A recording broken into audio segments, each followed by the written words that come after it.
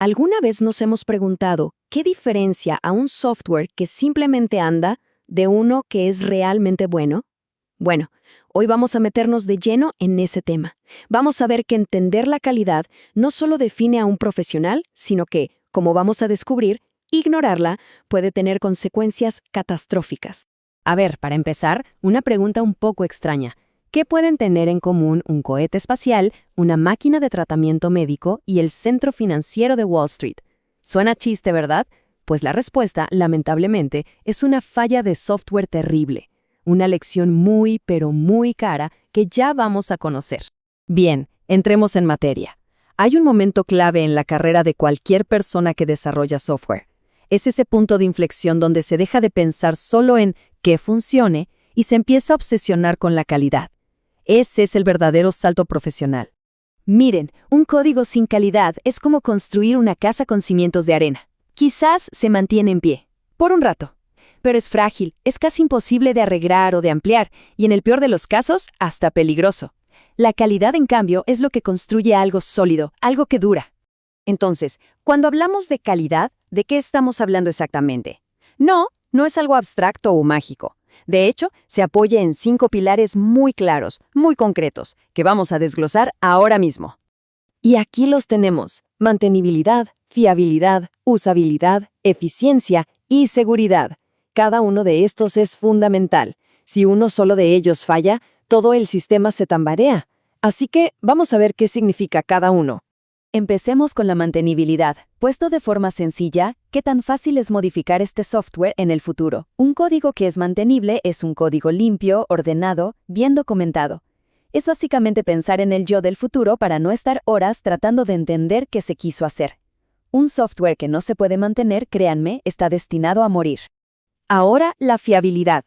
Esta palabra se resume en una sola cosa: confianza. Significa que el sistema hace lo que promete, siempre, sin fallar, sin dar resultados raros, sobre todo cuando la situación es crítica. Es la garantía de que no se va a caer justo cuando más se lo necesita. El siguiente es la usabilidad. Y esto es clave. ¿De qué sirve el software más poderoso del mundo si nadie entiende cómo usarlo? Si para hacer algo simple hace falta leerse un manual de 100 páginas, es que el diseño falló, punto. La calidad se nota cuando las cosas son intuitivas y fáciles de usar.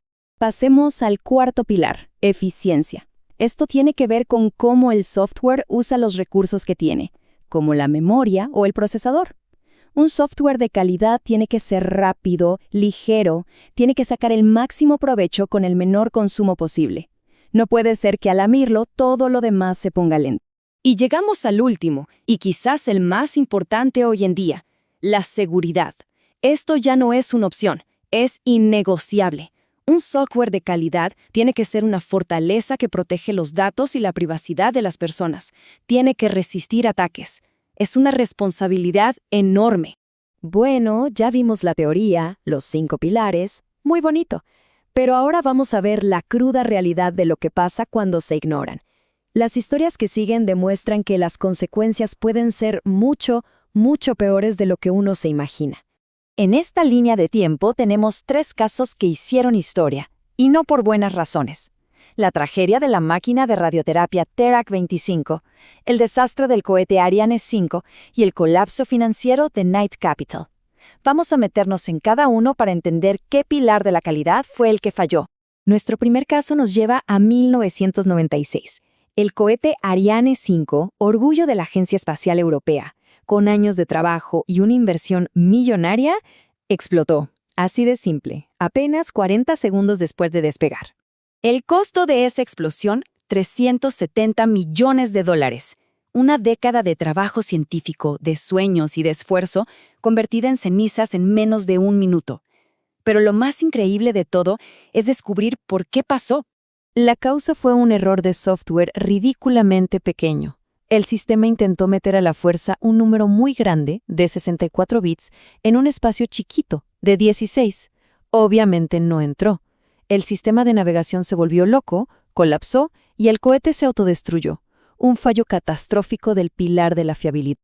Ahora saltamos al 2012, a Wall Street. Knight Capital, una de las firmas financieras más grandes, actualizó su software de compra y venta de acciones. Pero algo salió muy mal. En solo 45 minutos, la empresa perdió $440 millones. El sistema se descontroló y empezó a lanzar millones de órdenes de compra y venta sin sentido, llevando a la compañía casi a la quiebra, en menos de una hora. ¿Y el origen de todo esto? Una falla de mantenibilidad.